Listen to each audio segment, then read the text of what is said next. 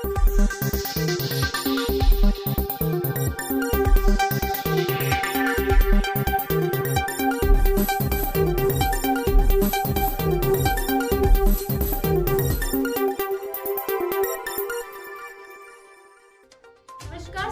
है आपका शुभ 24 न्यूज में। मैं हूं हिमांशी आपके साथ। इस वक्त की बुलेटिन की शुरुआत करेंगे कुछ अहम खबरों के साथ।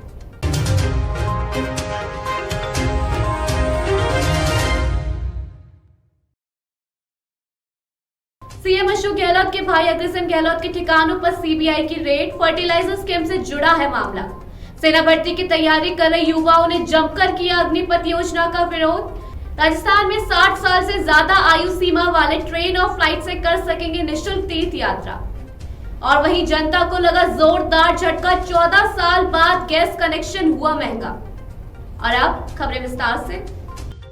मुख्यमंत्री अशोक गहलोत के भाई के घर और दुकान पर सीबीआई ने छापा मारा है। अग्रसेन गहलोत पर आरोप है कि 2007 से 2009 के बीच फर्टिलाइजर बनाने के लिए जरूरी पोटाश किसानों में बांटने के नाम पर सरकार से सब्सिडी पर खरीदी और प्रोडक्ट निजी कंपनियों को बेचकर मुनाफा कमाया गया। इस मामले की जांच ईडी में भी चल रही है। गौरतलब है कि कस्टम विभाग ने अग्रसेन की कंपनी पर करीब 5.46 करोड़ रुपए की पेनल्टी भी लगाई थी। अग्रसेन की अपील पर हाई कोर्ट ने ईडी से जुड़े मामले में उनकी गिरफ्तारी पर रोक लगाई थी। अब इस मामले में सीबीआई ने जांच शुरू की है। ईडी के अफसरों के मुताबिक अग्रसेन गहलोत की कंपनी अनुपम कृषि म्यूरेट ऑफ पोटाश फर्टिलाइजर के एक्सपोर्ट पर बैन होने के बावजूद उसके निर्यात में शामिल थे। एसओपी को इंडियन पोटाश लिमिटेड इंपोर्ट पर किसानों को सब्सिडी पर बेचती है। केंद्र सरकार द्वारा सेना में अग्निपथ योजना के तहत 4 साल के लिए भर्ती करने की घोषणा का विरोध शुरू हो गया है। सेना भर्ती की तैयारी में जुटे क्षेत्र के युवाओं ने गुरुवार को उपखंड मुख्यालय पर विरोध प्रदर्शन किया।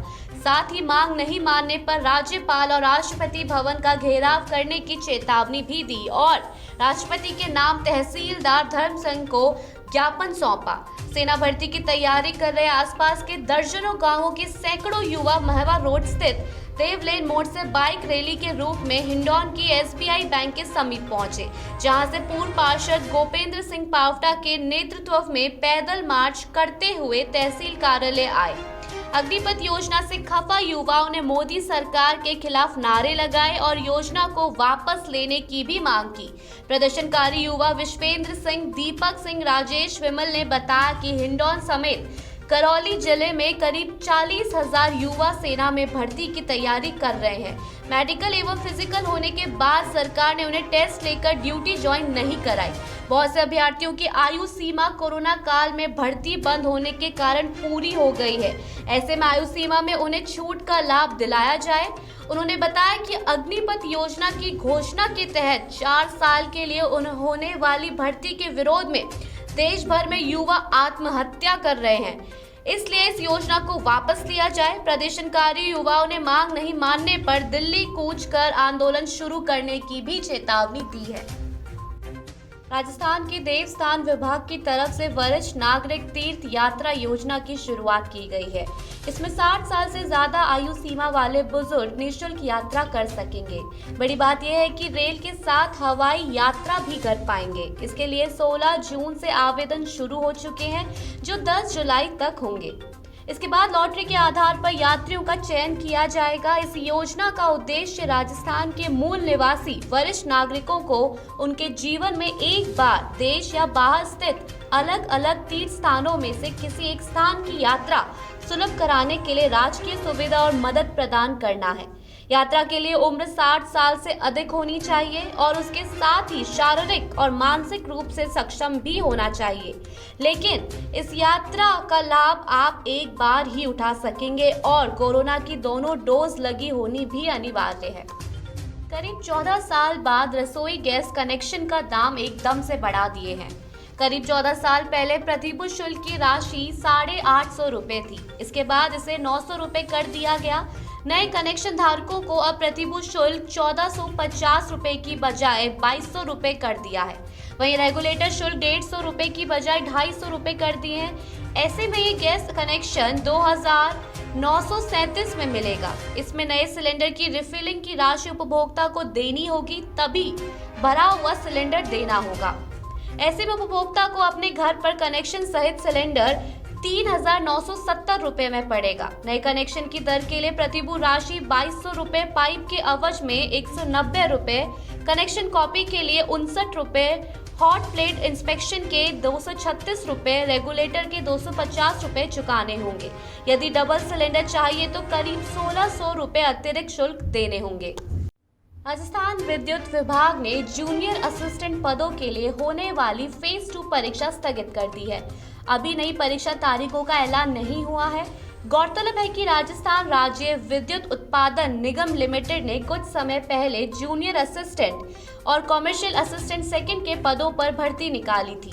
इन पदों के लिए पहले चरण की परीक्षा का आयोजन हो चुका है और अब सेलेक्टेड कैंडिडेट्स को फेज 2 की परीक्षा देनी है, जो फिलहाल आगे बढ़ा दी गई है। गौरतलब है कि राजस्थान राज्य विद्युत उत्पादन निगम लिमिटेड के जूनियर असिस्टेंट सेकंड पदों के लिए दूसरे चरण की परीक्षा का आयोजन 30 जून से होना था। ये एग्जाम 30 जून से 2 जुलाई 2022 के बीच आयोजित होने थे, जो अब नहीं होंगे। RVNL ने परीक्षा स्थगित होने का नोटिस आधिकारिक वेबसाइट पर जारी किया है। राजस्थान के स्पोर्ट्स के क्षेत्र में अग्रणी युवाओं के लिए सरकारी नौकरी पाने का बढ़िया मौका सामने आया है। यहाँ पीटी टीचर के 5,546 पदों पर योग्य उम्मीदवारों से आवेदन आमंत्रित किए गए हैं। वहीं Rajasthan staff selection board Jaipur के फिजिकल एजुकेशन टीचर पदों पर आवेदन अभी शुरू नहीं हुए हैं। आवेदन शुरू होंगे 23 जून 2022 से और इनके लिए अप्लाई करने की लास्ट डेट है 22 जुलाई 2022। आवेदन लिंक खुलते ही बताए गए प्रारूप में कैंडिडेट्स नीचे दिए गई वेबसाइट से अप्लाई कर सकते हैं। भ्रष्टाचार निरोधक ब्यूरो के दलों ने डूंगरपुर जिले में 2 अलग अलग मामलों में 2 थानाधिकारी और 2 कांस्टेबलों को कुल 3.30 लाख रुपए की रिश्वत लेने के आरोप में देर रात गिरफ्तार किया है। ये राशि शराब कारोबारियों से मासिक बंदी के रूप में बतौर रिश्वत ली जा रही थी। मामले में कई अन्य अधिकारियों की भूमिका भी है, जिनकी जांच की जा रही है। ब्यूरो के महानिदेशक भगवान लाल सोनी ने बताया, तंबोला के थानाधिकारी पुलिस निरीक्षक भैयालाल अंजाना को कांस्टेबल भोपाल सिंह के माध्यम से 2,50,000 रुपए की रिश्वत लेने के आरोप में गिरफ्तार किया गया है।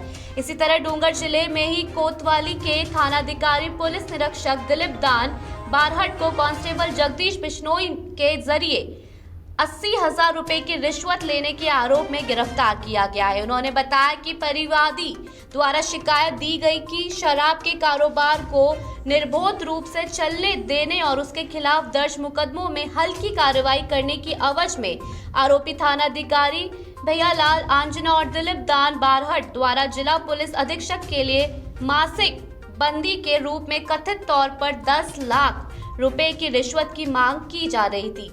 आरोपी ने कांस्टेबल भोपाल सिंह के माध्यम से परिवादी से 5 लाख रुपए रिश्वत के रूप में पहले ही वसूल कर लिए थे। परिवादी से पहले भी लाखों रुपए रिश्वत के रूप में लिए जाने का आरोप है। ब्यूरो के दलों ने देर रात कार्रवाई करते हुए थाना अधिकारियों सहित उक्त 2 कांस्टेबल को गिरफ्तार किया है। चूरू अखिल भारतीय किसान सभा की ओर से बीमा क्लेम, क्रॉप कटिंग रिपोर्ट देने सहित विभिन्न मांगों को लेकर तारानगर में चल रहा घेरा डालो डेरा डालो आंदोलन गुरुवार को स्थगित कर दिया गया है। सुबह कस्बे के कृषि उपज मंडी में दूसरे दिन भी किसान आम सभा का आयोजन किया गया।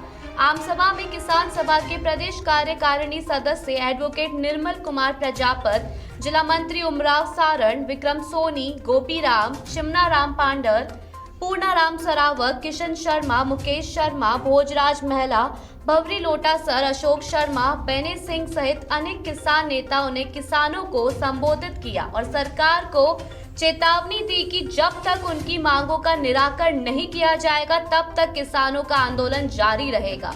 आम सभा में तहसील भर से सैकड़ों किसानों ने भाग लिया। सुबह से शाम तक चली सभा के बाद शाम करीब 6 बजे किसान कृषि उपज मंडी से कूच कर नारे लगाते हुए जुलूस के रूप में तहसील कार्यालय के आगे पहुंचे। तहसील कार्यालय के आगे किसानों ने सरकार व प्रशासन के खिलाफ जमकर प्रदर्शन किया। तहसील कार्यालय के आगे किसानों ने घेरा डालो डेरा डालो आंदोलन स्थगित करने की घोषणा की और 20 जून को गांवों में अनिश्चितकालीन चक्का जाम करने का निर्णय लिया है। जम्मू कश्मीर के शोपियां के कांजीलूर इलाके में एनकाउंटर के दौरान सुरक्षा बलों और पुलिस ने 2 आतंकियों को मार गिराया है।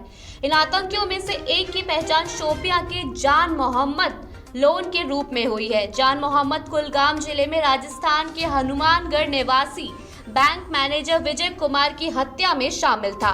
इन आतंकियों का संबंध लश्कर-ए-तैयबा से बताया जा रहा है। वहीं मारे गए दूसरे आतंकी की शिनाख्त की जा रही है। पुलिस ने मुठभेड़ स्थल से एक AK-47 पिस्तौल और गोला बारूद बरामद किया है।